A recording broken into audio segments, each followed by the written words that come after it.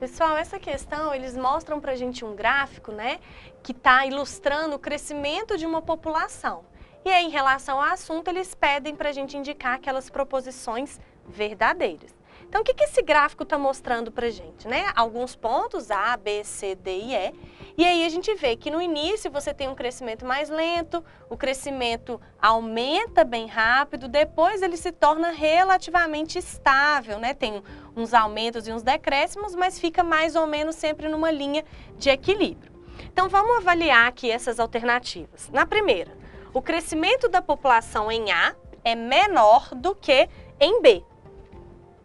No segmento A, o número inicial de organismos capazes de se reproduzir é pequeno. Então, primeira coisa, vamos avaliar se o crescimento realmente é menor. Aqui em A, a gente vê que está crescendo bem lentamente, olha. Está subindo bem devagarinho. Já em B, olha a taxa de crescimento. É bem mais inclinado. Então, a gente vê que ele, no mesmo tempo, né? Se a gente escolher uma mesma unidade de tempo aqui, o B, ele cresce muito mais do que o A. Então, realmente, o crescimento da população A é menor do que em B.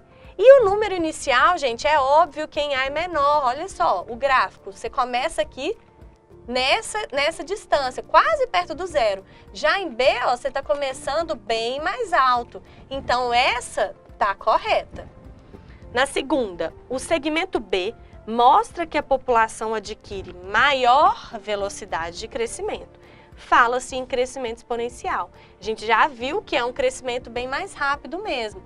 É exponencial porque, olha, ele cresce, né? Ele cresce exponencialmente uma taxa muito alta, uma taxa elevada, né? Então, assim, se você tem 2 organismos, eleva 2, você tem 4. O 2 vira 8, elevado a 2 vira 16.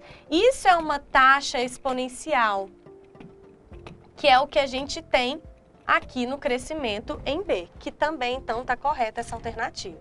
No segmento C, a população se aproxima dos limites impostos pelo ambiente. O que a gente observa? Gente, no C, a gente está começando a ter um relativo equilíbrio na população. Ela para de crescer e tende a estabilizar. Por quê? Quando você aumenta muito o número de indivíduos num determinado local, começa a haver um limite, que é, como ele está dizendo aqui, imposto pelo ambiente, que é o quê? A disponibilidade de comida, a disponibilidade de espaço, até mesmo, às vezes, uma competição entre esses indivíduos por fêmeas, novamente pelo alimento. Então, realmente, quando você tem uma tendência à estabilização da população, é porque essa população chegou a esses limites. Então, essa também é verdadeira.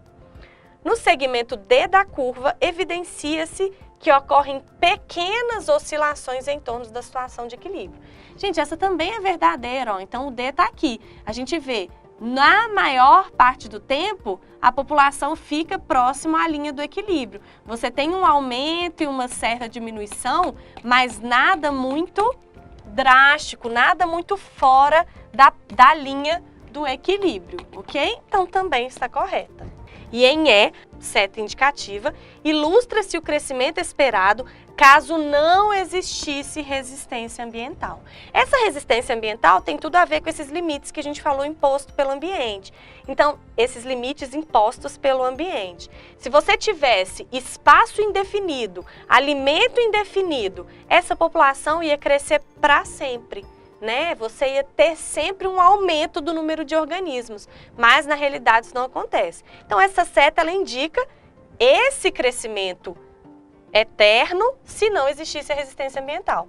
Também é correta. Então, todas as alternativas nessa questão estão verdadeiras.